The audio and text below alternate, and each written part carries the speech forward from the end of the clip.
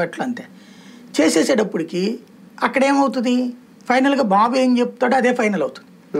రాజకీయం అనేటువంటిది ఇన్నేళ్ల నుంచి దశాబ్దాల నుండి చంద్రబాబు చేస్తున్నది ఏంటంటే తన పార్టీని డెవలప్ చేసుకుంటూ తనదైన రాజకీయం కాకుండా ఎదుటి పార్టీలో తన మనుషుల్ని పెట్టి రాజకీయం తనకు అనుకూలంగా మలుచుకుంటూ చేసుకొచ్చాడు. తెగించి ఒంటరిగా పోటీ చేసిన మొన్నొకసారి ఓడిపోయాడు. ఈ ట్రిప్ ఇట్లాగ మళ్ళీ పాత ఫార్ములా తీసుకొచ్చాడు. కాకపోతే ఈ ఫార్ములా సమస్య ఎక్కడికి వెళ్ళిపోయింది? పవన్ కళ్యాణ్ అట్లాగా ఆడుకోవచ్చు అనుకున్నాడు. పవన్ కళ్యాణ్ అయితే అడ్డం తిరుగుతాడు అనుకోలేదు.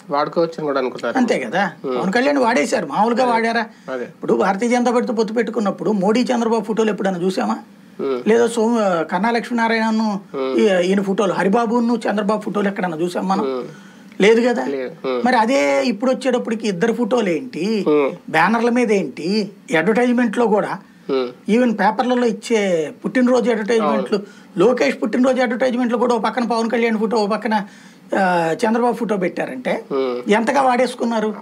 ప్రోటోకాల్ గా ఫీల్ అయ్యారు. ఇంకా మరి అదే కమ్యూనిస్టులు అప్పుడు ఏ నారాయణ ఫోటోనో లేకపోతే ఏ సురవరం సుధాకర్ రెడ్డి ఫోటోనో ఎందుకు పెట్టలేదు, ఏ రాఘవుల ఫోటోను ఎందుకు పెట్టలేదు? అప్పుడు పొత్తులే కదా. అంటే ఈ రోజు ఈయన మాట్లాడిన మాటలు, పవన్ కళ్యాణ్ గారు లేవనెత్తిన ప్రశ్నలు చూస్తే పొత్తుకు సంబంధించిన భవిష్యత్ కార్యాచరణ నిజంగానే ఇద్దరి మధ్య డిసైడ్ అవ్వలేదా, లేదంటే ఒక కొత్త స్ట్రాటజీ, కొత్త గేమ్ ఏమన్నా స్టార్ట్ చేశారా?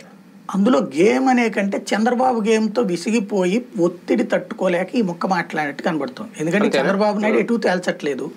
ఇప్పుడు తను 2 సీట్లు అనౌన్స్ చేసేసాడు, ఇటు పక్కన